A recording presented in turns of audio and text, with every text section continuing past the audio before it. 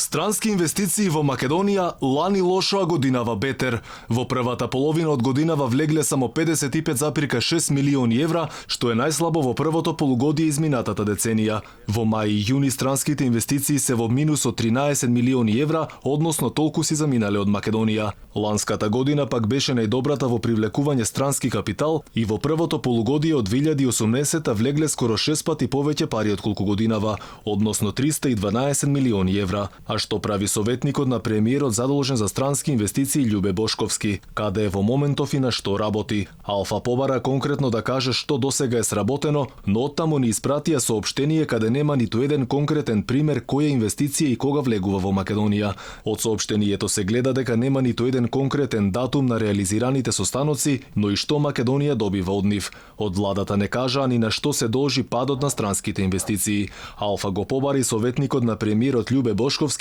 кого Зоран Заев месечно го плаќа по 50.000 денари, но тој не беше достапен на неговиот мобилен телефон. Скиот број не постои.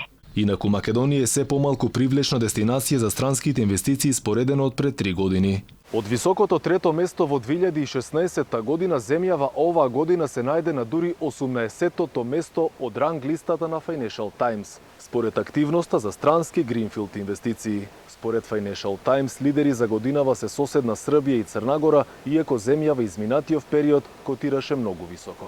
Невладењето на правото, поларизацијата на општеството и лошата политичка клима влијае на тоа се помалку странски компании да се одлучат да инвестираат во Македонија, велат стопанствениците. Добар дел од нив сметаат и дека лошата политичка состојба во земјава негативно влијае и на секојдневното работење на компаниите, но и на нивните идни инвестиции.